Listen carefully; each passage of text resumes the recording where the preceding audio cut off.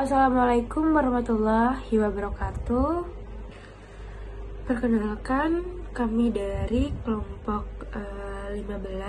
Di sini kami akan membawakan materi mengenai dinamika pendidikan inklusif yang beranggotakan ada 5 orang, yaitu ada saya sendiri, Aisyah Raihan Nurmayanti, ada Anissa Faradiba, ada Diandra Nayawan, ada Hidayatur Rahman, dan yang terakhir ada Nur Hidayah. Pendidikan inklusif merupakan sesuatu yang baru di dunia pendidikan Indonesia. Istilah pendidikan inklusif atau inklusi mulai mengemuka sejak tahun 1990 ketika konferensi di dunia tentang pendidikan untuk semua yang diteruskan dengan pernyataan tentang pendidikan inklusif pada tahun 1994.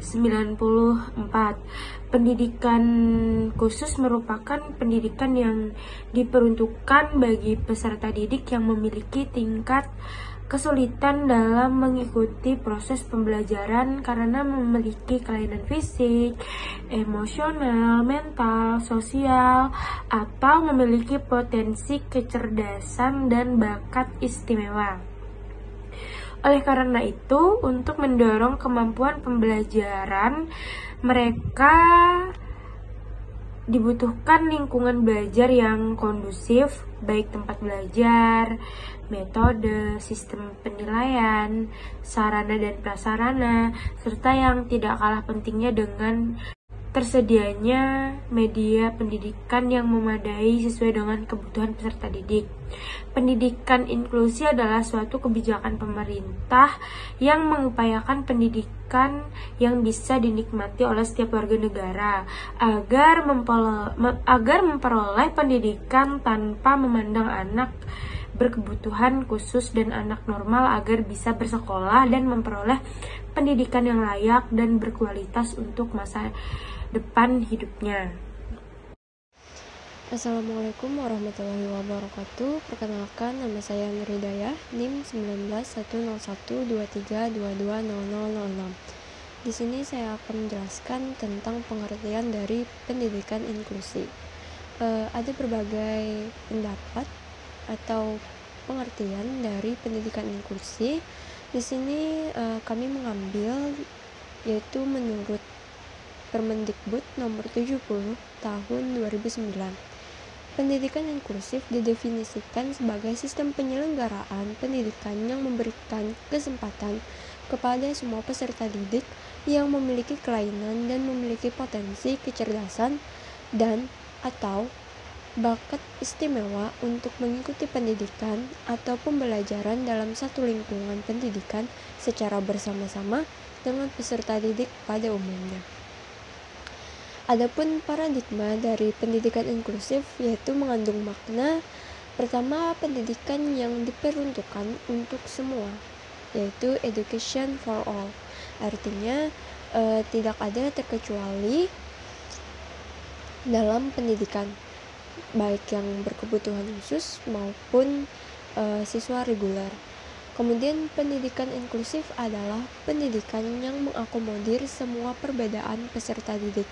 Artinya pendidikan inklusif ini tidak hanya diperuntukkan untuk siswa atau peserta didik yang memiliki kelainan atau perbedaan, tapi juga untuk mengakomodir semua peserta didik. Lalu yang terakhir yaitu pendidikan inklusif bukan hanya untuk kepentingan ABK, namun untuk semua anak.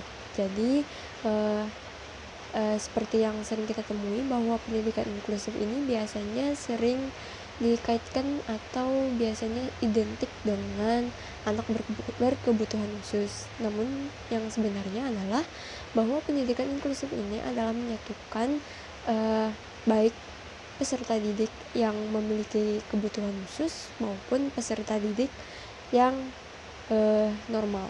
Seperti itu. Mungkin itu saja untuk pengertian dari pendidikan inklusif. Selanjutnya akan dijelaskan oleh teman saya. Terima kasih.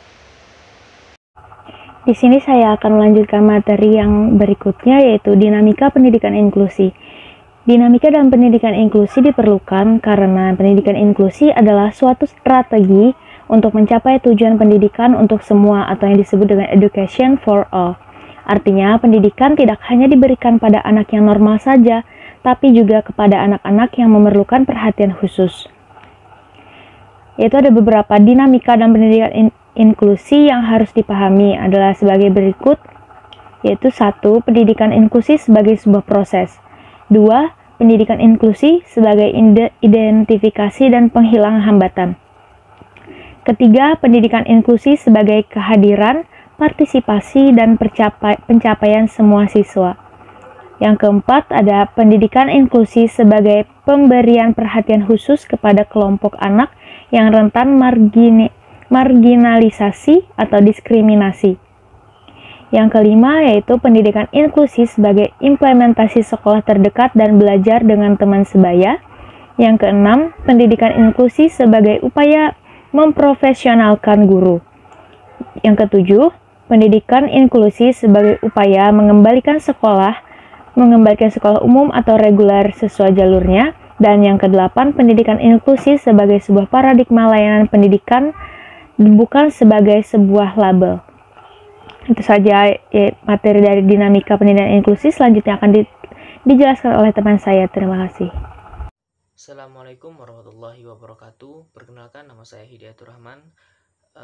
Pada kali ini saya ingin melanjutkan presentasi mengenai inklusi sebagai upaya mengembalikan sekolah umum atau reguler sesuai jalurnya. Kebanyakan orang berpandangan bahwa sekolah umum atau reguler ini diperuntukkan bagi anak-anak yang normal. Sepertinya sekolah umum atau reguler ini hanya miliknya mereka yang normal saja. Padahal jika dikaji dari bahasa makna bahasa Indonesia, sekolah umum atau reguler ini seharusnya milik semua orang. Nah, berpijak dari kesalahan memaknai tersebut, maka segala upaya atau kegiatan hanya mengarah kepada kepentingan untuk anak-anak yang normal saja. Mereka yang kebetulan tidak termasuk dalam kategori normal akan merasa tersisih untuk mendapatkan layanan pendidikan di sekolah umum atau reguler. Nah, jadi sekolah umum atau reguler itu tidak hanya untuk orang yang normal, tetapi sekolah umum atau reguler ini diperuntukkan untuk semua orang atau semua siswa, baik yang normal ataupun yang tidak termasuk kategori normal, seperti itu. Nah, kemudian lembaga pendidikan dan lembaga yang menaunginya juga jarang memikirkan mencukupi SDM yang bertujuan untuk bisa melayani semua masyarakat tanpa terkecuali. Mungkin pada saat ini hanya guru BK yang menjadi program pemerintah. Itu pun mulai sekolah menengah pertama, jenjang sekolah dasar masih dirangkap oleh guru kelas. Artinya guru BK pada sekolah SD belum terdapat, seperti itu. Nah, mungkin itu saja yang dapat saya sampaikan. Selanjutnya akan saya teruskan oleh teman saya. Terima kasih. Baik, di sini saya Diandra Nayon, NIM 1910123220038 akan melanjutkan presentasi dari teman-teman saya, yang mana saya akan mempresentasikan materi terakhir, yaitu tentang dinamika pendidikan inklusif, yaitu inklusi sebagai paradigma pendidikan, bukan hanya sebagai sebuah label. Nah, seperti yang kita ketahui sama-sama, label itu julukan gitu ya, kayak suatu nama khusus akan suatu objek atau suatu hal. Nah, jadi sekolah inklusi di sini seringkali diartikan cuma sebagai sebuah label. Kayak misalnya SDM ini, oh dia sekolah inklusi, ya udah gitu. Padahal ya belum tentu kayak ada nih sekolah tulisan pendidikan inklusinya gede, tapi di dalamnya tidak menjalankan prinsip-prinsip pendidikan inklusi dengan baik, tidak mencapai tujuan pendidikan inklusi yang diharapkan. Nah, jadi dan juga kadang label pendidikan inklusi ini disalahartikan sama orang-orang yang membaca, kayak seolah-olah nanti ada yang berpikir jangan-jangan ini nanti cuma anak-anak yang berkebutuhan khusus saja nih yang diperhatikan, kalau misalnya anak yang akan normal tidak diperhatikan, atau mungkin orang-orang yang ada juga orang-orang yang berpikir kayak ini anak-anak normal pasti lebih diperhatikan daripada anak-anak berkebutuhan khusus gitu, karena pendidikan inklusi kan gabungan gitu kan, bagaimana anak berkebutuhan khusus bisa bersekolah di tempat yang sama dengan anak-anak sekolah anak-anak yang normal gitu. Nah, jadi kita harus mengingat bahwa inklusi itu bukan cuma sekadar label, tapi bagaimana pelayanannya, bagaimana prinsip-prinsip penyelenggaraan pendidikan inklusi, tujuan dan elemen-elemen serta dinamika pendidikan inklusi itu diterapkan di sekolah tersebut.